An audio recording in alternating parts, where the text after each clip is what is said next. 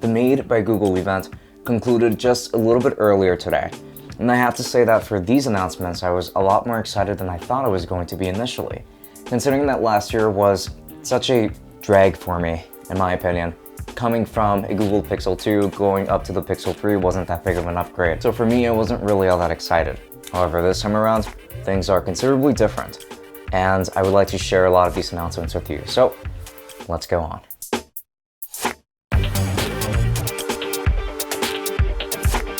And one of my favorite announcements this year was the announcement of the Google Pixel Buds, a new iteration. They're not being called the Pixel Buds 2, which we all thought they were going to be called. However, that's pretty much exactly what they are. I actually owned a pair of Pixel Buds, the original ones in the past, and I actually did really like them. I thought that they fit great, they sounded great, they were very smart, they were well designed.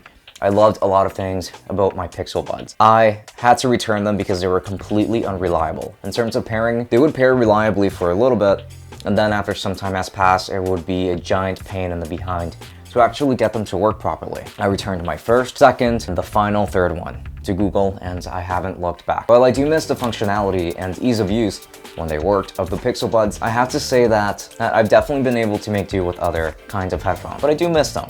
So I'm very excited to see the Google Pixel Buds moving forward. So now this pair is supposed to fit better, they're truly wireless now. They come in a differently designed traveling case, which also gives you a ton more battery life. I saw up to 24 hours if I wasn't mistaken, for the case itself at least. Because of the new design of the case, the buds should fit a lot better. These buds will not be released up until the spring of 2020. So while I'm very excited to see them, however, I'll make sure to check those out when they finally are released. Another really cool announcement was the announcement of the Google Pixelbook Go. Well, I lied a little bit. It wasn't necessarily all that exciting.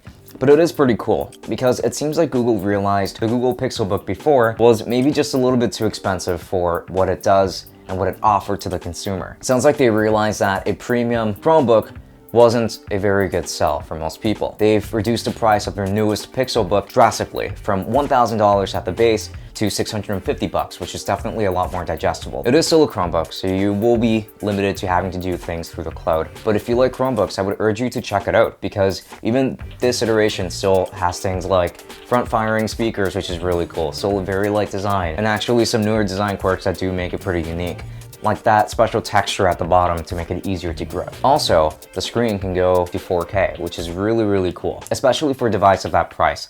So I am excited to see it at some point. And again, if you are a Chromebook user, then I think you should check this one out. And another thing that got announced, even though it was a bit surprising to me, was the newest iteration of the Google Home Mini, which they're now calling Google Nest Mini. Their entire home lineup is called Nest now, which is a little bit interesting. The Nest Mini, however, is still essentially Google Home Mini. It seems to be built very much identically. They look very similar. The exact same functionality for the most part. Version of the speaker is 40% louder than the previous iteration, and it does include an additional microphone to make it a lot easier for it to pick up your voice when you are in a loud environment, which is pretty cool. I might actually end up getting one myself. And the most exciting announcement of this event, objectively I would say, is the Google Pixel 4. It's finally been announced. This phone has been leaked to death, so everybody already knew what it was going to look like.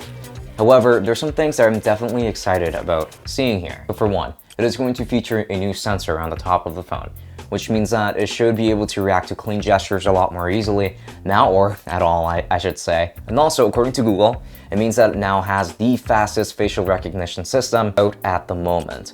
So it seems like it was implied that it was faster than Face ID, so I'm definitely excited to check that out in the future. Also, you have things that I was very excited about, such as a 90Hz display, which is really cool. Even though both models, the XL and the smaller models, are still going to have their same respective resolution displays of Quad HD and Full HD for the smaller one. And I've also noticed that they didn't talk about an embedded fingerprint scanner, and there isn't a fingerprint scanner on the back or anywhere else on the phone, which means that it looks like they decided to go that route. It's only facial recognition now, it seems. Hopefully they'll add that in the future though. And also, this phone is going to feature 2 cameras, and that is definitely fairly new, considering that in the past, Google has stuck to just using 1 camera for the camera setup. So these cameras are set to be very impressive. They talked about the cameras being able to do astrophotography, which is to take pictures of stars or the moon, as they talked about it in the keynote. That definitely sounds pretty cool. A lot of exciting things about this device that I am rearing to see. I've already set my pre-order down and I should be receiving it soon. Once that comes in, do expect a full review on this channel. And obviously, they went ahead and talked about Stadia for a little bit, and I definitely want to see Stadia succeed because it does seem like a very interesting piece of technology. Google wants to be able to move everything through the cloud so that it would be a seamless experience moving between devices while playing video games. And that does sound like a dream come true. However, we would have to test it in order to determine if that is actually the case. I went ahead and pre-ordered a Founders Edition kit for it, so I should be able to prepare a review for that once that comes out, and I'm very excited to test it out and share my thoughts with you. And so, that was pretty much everything that caught my attention this year. Definitely a lot of interesting stuff. Pleasantly surprised with what we got this time around versus last year, so I'm definitely excited to be able to test some of these things out moving forward. And so what were your thoughts on this keynote and the announcements that we got today? Do make sure to let me know in the comment section how you felt. Were you excited? Were you disappointed? Please make sure to let me know. With that said, this has been Francisco from Tech Summit. Thank you for watching, and I'll be seeing you all later. Enjoy.